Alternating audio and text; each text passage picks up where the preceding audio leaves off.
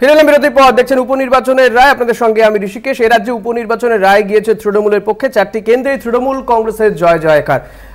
মানিকতলাতে সুপ্তি পাণ্ডে, রানাঘাট দক্ষিণে মুকুটমণি অধিকারী, রায়গঞ্জে কৃষ্ণ কল্যাণী এবং বাগদাতে সর্বকনিষ্ঠ এই মুহূর্তে বিধানসভাতে যিনি বিধায়ক হবেন সেই মধুপর্ণা ঠাকুর, তিনি জয়লাভ করেছেন। আমি সুভাষিস দা আপনার কাছে আসবো। আমি বামেদের পক্ষে এর আগেও আমরা শুনেছিলাম যে তারা দাবি তুলেছিলেন যে রাজ্যপালের পদটা থাকাই উচিত নয়।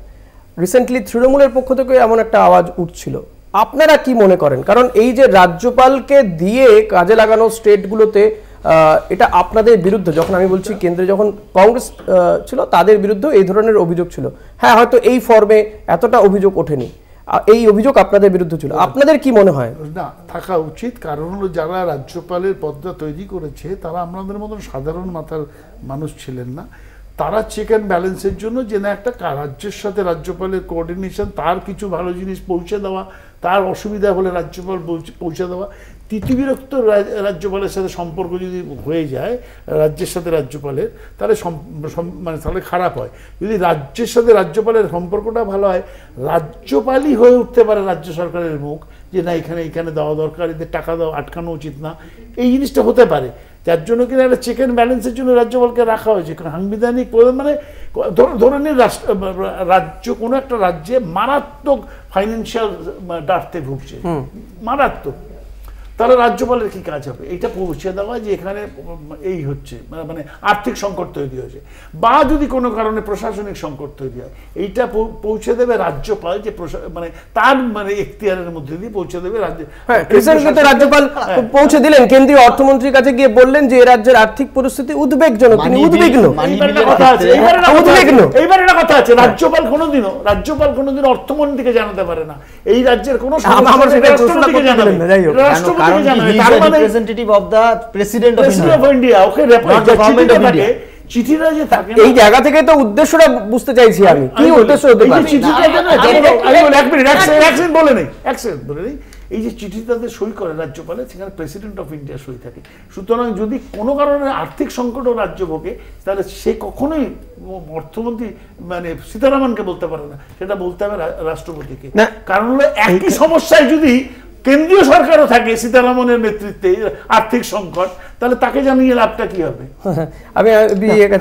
আমি এখানে ব্যাপারটা একটু সমস্যা, সেটা হচ্ছে দেখবেন রাজ্যপালের প্রথম দিকে তো একটা ফ্রি অ্যান্ড একদম যা ইচ্ছা তাই, তারপর ধীরে ধীরে কোর্ট কিন্তু বেঁধেছে, 356-এ বেঁধেছে, 355-এ বেঁধেছে, এবার ভিসি নির্বাচনের ক্ষেত্রেও কোর্ট বেঁধেছে।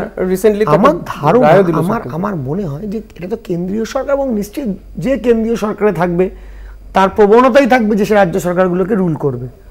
এটা বহুকাল আগে হয়েছে, কিন্তু বিজেপি যেটা করছে সেটা এক্সপোজড এবং অত্যন্ত নগ্ন উপায় করছে সব জায়গায়। ধরুন আপনার গভর্নমেন্ট নেই, কেউ জানতে পারলো না, ভোর 6টার সময় আপনি শপথ বাক্য পাঠ করে দিলেন, মানে যেটাকে বলে ছোট লোকামি আর কি, আমি এটা বললাম। একজন রাজ্যপাল তিনি প্রধান মুখ্যমন্ত্রীর বিরুদ্ধে বলছেন, আরে he is not speaking against the chief minister, he is speaking against his own government. কারণ এরকম নজির আছে, জেনারেলি কনস্টিটিউশন কি বলে যে যখন রাজ্যপাল ভাষণ পড়েন তখন কিন্তু বলেন না মমতা ব্যানার্জি's গভর্নমেন্ট বা ওয়েস্ট বেঙ্গল গভর্নমেন্ট, মাই গভর্নমেন্ট। তো স্বাভাবিকভাবে এটা রাজ্যপালের গভর্নমেন্ট, সে রাজ্যপালের গভর্নমেন্টের বিরুদ্ধে নিজেই তিনি বক্তব্যটা পেশ করছে। আমি বলছি রাজ্যপাল জেনারেলি যে ধরো কোনো কারণে একটা টাই বা ত্রিশঙ্কু অবস্থান হয়ে আছে, ঠিক আছে, সেক্ষেত্রে যে পার্টি হাইয়েস্ট হবে তাকে একটু ডাকার কথা, ওটা একমাত্র ডিসক্রিপশন, আর কোনো ডিসক্রিপশন নেই। আমরা এমন দেখেছি যে এরকম না করেও অন্য কোনো পলিটিক্যাল এলিজেন্সের জন্য অন্য পার্টিকে ডাকছে, এবার তারা গিয়ে রিসর্ট পলিটিক্স করছে, অন্য কিছু করছে, এবার এইটা কি, এই প্রবলেমটা কোথায় হচ্ছে, যদি রাজ্যপাল তার নিজের স্ট্রিক্ট জায়গাতে একটা অ্যাপ্রোচ নিয়ে চলতো, একটা নন পার্টিজান অ্যাপ্রোচ নিয়ে চলতো, আমরা কিছু বলতাম না, নন পার্টিজান, আমি ইচ্ছা করে বললাম ওয়ার্ডটা স্পেসিফিক্যালি ইউজ করলাম, কোনো পার্টির পক্ষে না গিয়ে যদি কারো ক্রিটিসাইজ করে, দ্যাট ইজ ডিফারেন্ট থিং। কিন্তু এখানে তার বক্তব্যগুলো আমি স্পেসিফিক্যালি বললাম যে আমাদের যিনি মাননীয় এলওপি আছেন তার তো মানে ঘরটাই মোটিভটা পরিষ্কার হয়ে যাচ্ছে অরিজিৎ কোথাও গিয়ে। আমি একটা কথা প্রথমেই, ওনার একটা কথা আমি উত্তর দেবো শুভজিৎ বাবু। উনি প্রথমে বলছিলেন যে আমি ডিফেন্ড করছি কিনা, আমি একেবারেই রাজ্যপালকে ডিফেন্ড করতে আসিনি এবং করবও না। রাজ্যপাল যদি অপরাধ করে থাকে আইন অনুযায়ী তার শাস্তি হবে, কিন্তু উল্লেখযোগ্য বিষয় রাজ্যপালের বিরোধিতাটা লাগাতার জগদীপ ধনখড়ের আমল থেকে আমরা দেখছি।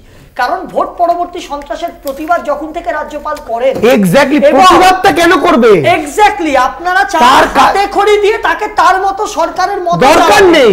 কিন্তু স্ট্রেট কোয়েশ্চেন, রাজ্যপালের কি মনে হয়েছে যে এখানে সাংবিধানিক যে মেশিনারিটা ঠিক না?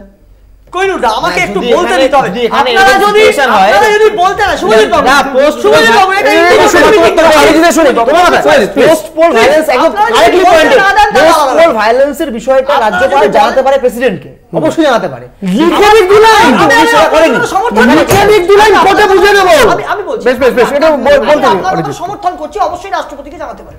কিন্তু ধরুন 356 লাগিয়ে নির্বাচন ক্ষমতা থাকলে এটা বলতে এটা অরিজিৎ চ্যালেঞ্জ করছি বিজেপি কে, প্লিজ রাজ্যপাল লিখিত দিলেন আপনাকে রাজ্যপাল লিখে দিই যে কনস্টিটিউশনাল মেশিনারি ঠিক নেই। প্লিজ অরিজিৎ প্লিজ তাড়াতাড়ি। আমার বক্তব্য অন্য জায়গায় যে রাজ্যপালের বিরুদ্ধে আপনাদের অভিযোগ থাকতেই পারে, কিন্তু সেটা যেখানে জানাবার আপনারা অবশ্যই জানাবেন। তার জন্য যদি রাজ্যপালকে শাস্তি পেতে হয় পাবে, কিন্তু আমাকে বলতে দিন না প্লিজ। কোথায় জানাবো?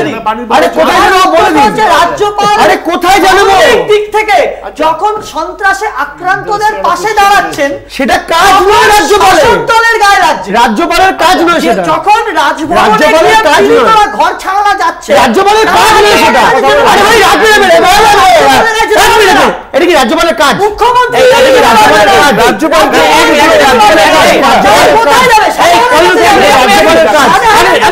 রাজ্যপালের কাজ